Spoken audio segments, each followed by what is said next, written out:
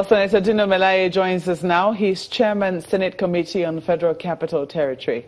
You're welcome to Sunrise Diddy. Yeah, good morning, Nigerians. Quickly, what was your reaction to the statement issued by the President suspending the DG NIA and also the Secretary to the Government of the Federation?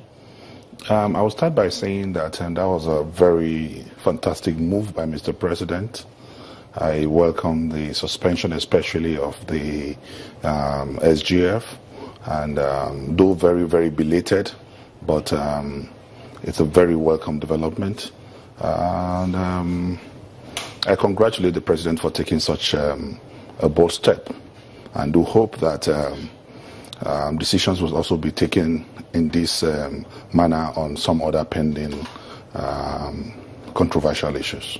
What manner? What are the pending controversial issues? What I'm saying in essence is there's a lot of individuals that have been either investigated or not cleared by the Nigerian Senate, and we expect that in the unity of purpose as enshrined in the Constitution between the legislature and the executive should be more proactive, especially in decision making.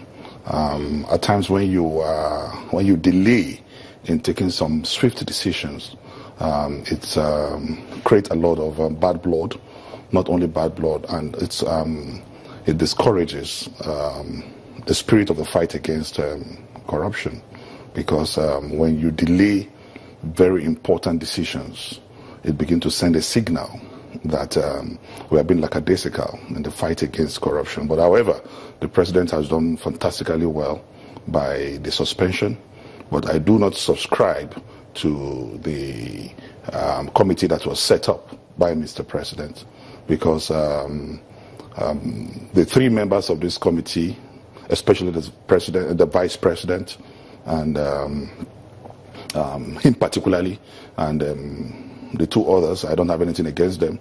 Oshibajo is a man of integrity. I have tremendous respect for him, but it's not about him now.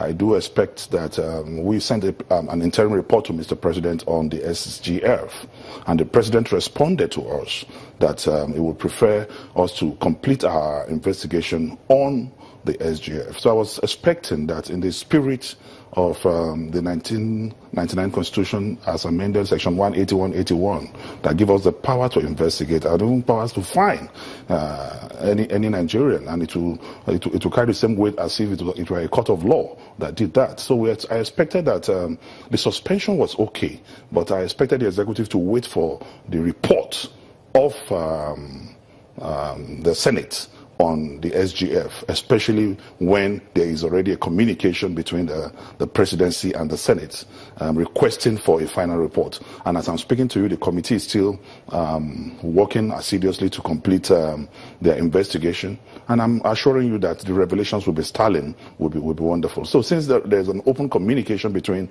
the executive and the legislature on this matter, and the president requested for a final report on SGF, so I do not understand why a new committee will be set up to look into the matter when already the presidency is expecting a final report from the legislature. And we are doing this within the confines of the Constitution, like I said, as provided in Section 180 and 181. There are two issues you've raised, simultaneously. You say that the President, I'm trying my best to avoid the word presidency before I'm asked who is the presidency. Two issues you've raised, saying that the President needs to be proactive, the executive arm of government needs to be proactive in taking decisions on other matters. I think you were referring to the EFCC as at that time. It's part of it. It's part of the EFCC chair. It's part of it. That's on the one hand. It's part of it. On the one hand. And you're talking about this, the Senate committee that has been set up, that has not yet concluded its work, but has issued an interim report. Yeah. Now, the President's letter was issued back to the Senate at January 17.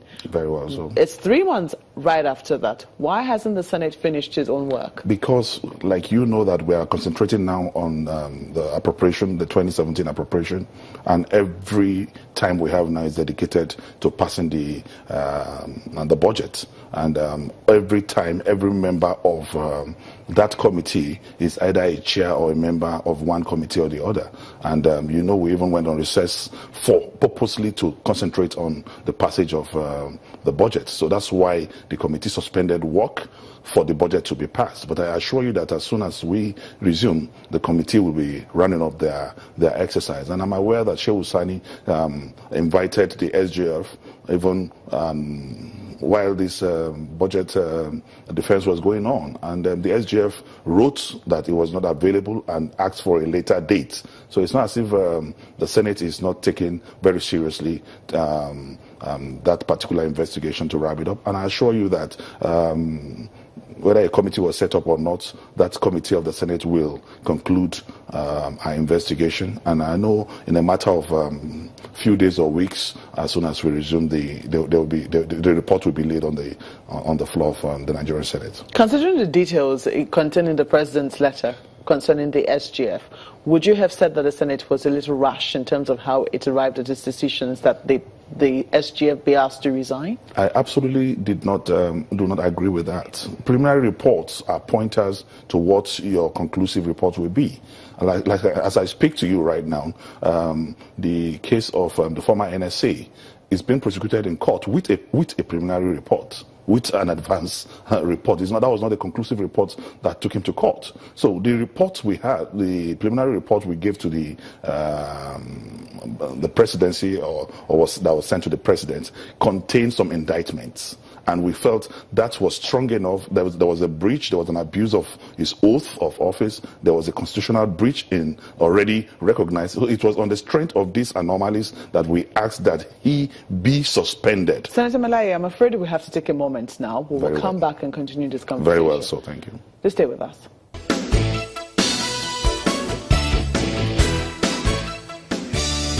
Senator Dino Melaye is still with us in the studio. I'm going to ask you quickly, do you think that the Senate was a bit rash in dismissing the EFCC acting chair, Mr. Ibrahim Magu? Absolutely not. The Senate was not rash. Rather, the Senate was very meticulous. We had over 2/3 of senators present that they asked questions. He was assessed, and we also base our conclusion not just on the security report from the DSS, but the personal assessment of the acting chairman of the EFCC before us. I don't know why the Senate is being bashed for disqualifying the chairman of the EFCC. I ask you that in the light of this find. Now, there was controversy. I mean, some people say the news that got into the media space was that the DG NIA had called the EFCC chair to... Okay, are you talking in referral to the NIA case? Yes. Okay. In the light of this find, considering the will that the acting EFCC chair had displayed, or Mr. Magu had displayed in terms of ensuring that this came to limelight. But the Senate is on recess. So, has the Senate taken a decision? Can we take a decision on recess? No, I'm asking, You say if you look at the character he's displayed in ensuring that this find has come to light, would you say that you misjudged his character? Not at all. If you go for a job interview, you are expected to be prepared for that interview. And if you fail that interview, we do not have celestial powers to understand what you have in mind and what you don't. We can only judge you by your presentation before us. And by his presentation, response, level of intellectual mobility, level of, how articulate he was or not, was what we assessed him with. He came for a job interview and purely failed. That was our assessment.